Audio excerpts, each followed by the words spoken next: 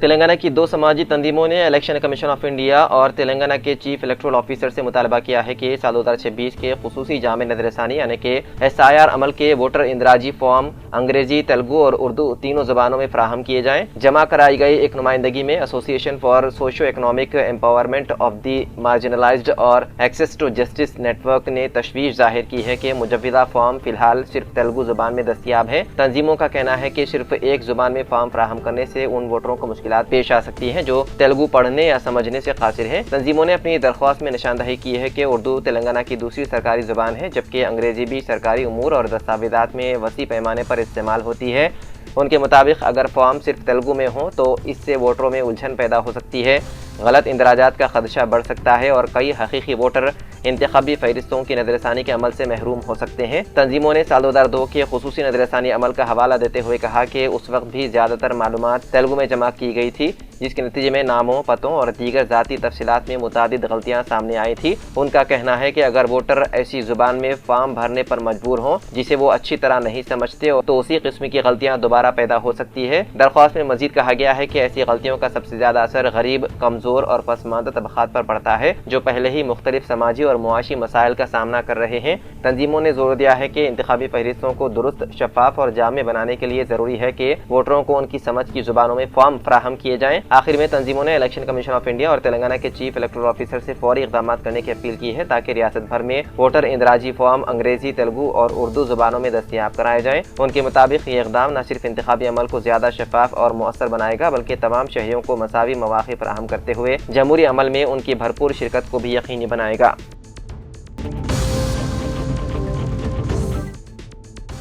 گجرات کے وڈودرا کے قریب سڑک حادثے میں 6 مسافر ہلاک ہو گئے۔ راجستھان کے بانسواڑہ سے گجرات کے سورت جانے والی ایک خانگی لگژری بس حادثے کا شکار ہو گئی۔ اس گاڑی نے وڈودرا ہلول ہائی وے پر سڑک کے کنارے کھڑے ایک ٹرک کو پیچھے سے ٹکر دے دی۔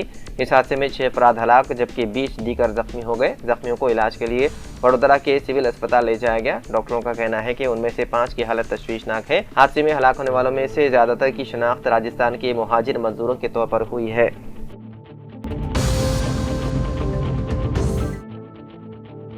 حیدرآباد کے الوال پولیس اسٹیشن حدود میں واقع MES کالونی میں چہارشنبے کو ایک افسوسناک حادثہ پیش آیا جہاں درخت کی شاخیں کاٹنے کے دوران برقی شاک لگنے سے ایک یومیہ مزدور جاں بحق ہو گیا۔ متوفی کی شناخت 45 سالہ سوریہ نارائنا کے طور پر ہوئی ہے جو مزدوری کر کے اپنے خاندان کی کفالت کرتا تھا اور گھر کا واحد کفیل تھا۔ مقامی افراد کے مطابق سوریہ نارائنا ایک اپارٹمنٹ کے قریب درخت کی شاخیں کاٹ رہا تھا کہ اچانک شاخیں اوپر سے گزرنے والی بجلی کی تاروں سے ٹکرا گئی، جس کے نتیجے میں اسے شدید برقی جھٹکا لگا اور وہ موقع پر ہی بے ہوش ہو کر گر پڑا۔ طبی امداد پہنچنے سے قبل ہی اس کی موت واقع ہو گئی۔ متوفی کے پسماندگان میں اہلیہ اور 3 بیٹے شامل ہیں۔ حادثے کے بعد خاندان اور مقامی افراد غم میں ڈوب گئے۔ انہوں نے مطالبہ کیا ہے کہ بجلی کی تاروں کے قریب درختوں کی کٹائی کے دوران سخت حفاظتی اقدامات کیے جائیں تاکہ مستقبل میں ایسے سانحات سے بچا جا سکے۔ اطلاع ملنے پر الوال پولیس موقع پر پہنچی اور نعش کو پوسٹ مارٹم کے لیے اسپتال منتقل کر دیا۔ پولیس نے سلسلے میں مقدمہ درج کرتے ہوئے حادثے کی اصل وجوہات جاننے کی کوشش کر رہی ہے۔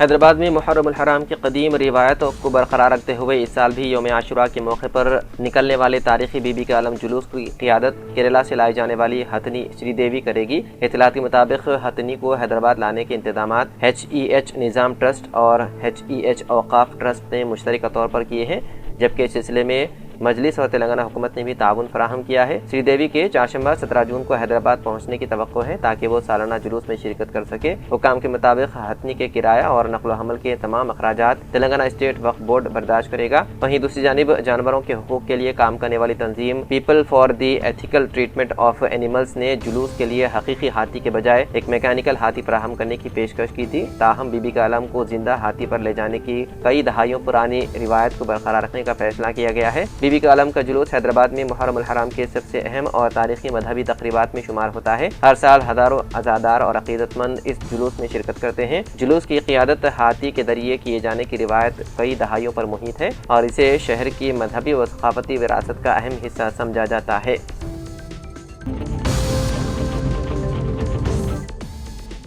ریاست تلنگانہ کے ضلع راجنا سلسلہ میں پانی پوری کھانے کے بعد 15 سے زائد بچے متاثر ہو گئے۔ یہ افسوسناک واقعہ تنگلا پلی منڈل کے کیسیا نگر کالونی میں پیش آیا۔ پانی پوری کھانے کے کچھ ہی دیر بعد بچوں میں پیٹ درد، قے، دست اور تیز بخار کی علامت ظاہر ہوئی۔ صورتحال بگڑنے پر والدین نے بچوں کو فوری طور پر سلسلہ کے سرکاری اسپتال منتقل کیا، جہاں وہ اس وقت زیر علاج ہیں۔ متاثرہ بچوں میں رشیکیش نامی ایک بچے کو تیز بخار کے ساتھ دورے یعنی کہ فٹس بھی پڑے، جس سے گھر والے شدید پریشان کن صورتحال سے دوچار ہیں۔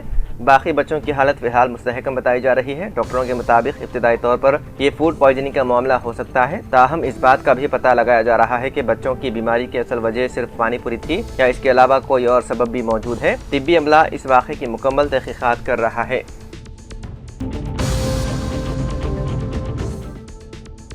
ووٹر لسٹ کی خصوصی نظر ثانی کے دوران سامنے آنے والی بے ضابطگیاں ایک کے بعد ایک منظر پر آ رہی ہے۔ اس بار آندھرا پردیش کے سابق ڈپٹی چیف منسٹر امجد بادشاہ کا ووٹ ہی ووٹر لسٹ سے غائب ہونے کا معاملہ سامنے آیا۔ امجد بادشاہ نے الزام لگایا ہے کہ سال 2002 کے ووٹر لسٹ میں ان کا نام موجود نہیں ہے، جبکہ ان کے خاندان کے دیگر افراد کے ووٹ بھی فہرست سے غائب ہو گئے ہیں۔ انہوں نے بتایا ہے کہ ان کے مکان نمبر سے مسلسل 4 گھروں کے ووٹ بھی حذف ہو گئے ہیں۔ اس معاملے پر انہوں نے ضلع کلکٹر کو باضابطہ شکایت پیش کرتے ہوئے فوری مداخلت کا مطالبہ کیا۔ امجد بادشاہ نے سوال کیا کہ وہ پیدائش سے اسی گھر میں رہ رہے ہیں، پھر ووٹر لسٹ سے ان کے اور ان کے افراد خاندان کے نام کیسے غائب ہو گئے۔ انہوں نے ضلع کلکٹر اور الیکشن کمیشن سے فوری طور پر معاملے کی تحقیقات کر کے متاثرہ ووٹروں کو انصاف دلانے کا مطالبہ کیا۔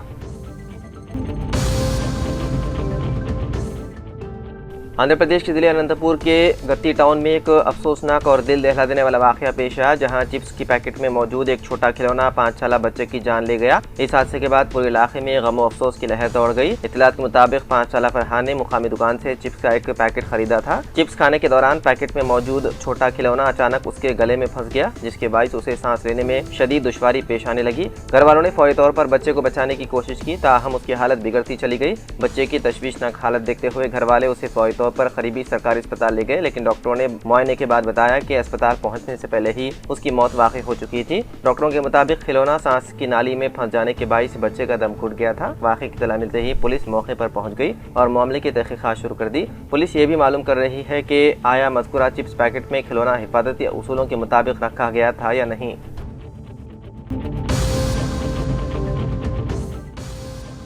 سکندرآباد کی مشہور اجین مہانکالی بونال جاترا سال 2026 کے سالانہ تہوار کا شیڈول حتمی شکل دے دی گئی ہے۔ مندر انتظامیہ نے تہوار کی تفصیلی پروگرام فہرست تلنگانہ کے وزیر ٹرانسپورٹ و پسماندہ طبقات بہبود پونم پربھاکر کو پیش کر دی ہے۔ اعلان کردہ شیڈول کے مطابق آشاڑھا کی ماں کی تقریبات کے تحت دیوی اجین مہانکالی کا روایتی گھٹوتسم 19 جولائی کو منعقد ہوگا، جبکہ بونال کی مرکزی تقریبات 2 اگست کو ہوگی، جن کا آغاز صبح 4 بجے خصوصی پوجا اور نذرانوں کی پیشکش کے ساتھ کیا جائے گا۔ اس مذہبی تہوار میں تلنگانہ بھر سے ہزاروں عقیدت مند شرکت کریں گے اور مہانکالی کی خدمت میں بونم پیش کریں گے۔ تہوار کے دوسرے دن یعنی 3 اگست کو صبح 8:30 بجے روایتی رنگم پروگرام منعقد کیا جائے گا، جس میں دیوی کے پیغامات اور پیش گوئیوں کا اعلان کیا جاتا ہے۔ اس کے بعد صبح 10:30 بجے گج واہن سیوا کا اہتمام ہوگا۔ اسی روز روایتی ہاتھیوں کا جلوس بھی نکالا جائے گا، جو بونالو تہوار کی اختتامی تقریب سمجھی جاتی ہے۔ وزیر پونم پربھاکر نے کہا کہ تہوار کے انتظامات کا جائزہ لینے کے لیے جلد ہی محکمہ اوقاف یعنی کہ انڈومنٹس ڈپارٹمنٹ کے ساتھ ایک اعلیٰ سطحی اجلاس منعقد کیا جائے گا۔ انہوں نے یقین دہانی کرائی کہ ریاستی حکومت بونالو تقریبات کے کامیاب اور شاندار انعقاد کے لیے ہر ممکن تعاون فراہم کرے گی۔ انہوں نے مزید کہا کہ عقیدت مندوں کی سہولت کے لیے سیکیورٹی، ٹریفک کنٹرول، صفائی، پینے کے پانی اور دیگر بنیادی سہولیات کے خصوصی انتظامات کیے جائیں گے، تاکہ تلنگانہ کے اس اہم مذہبی تہوار کو بخوبی اور پرامن انداز میں منعقد کیا جا سکے۔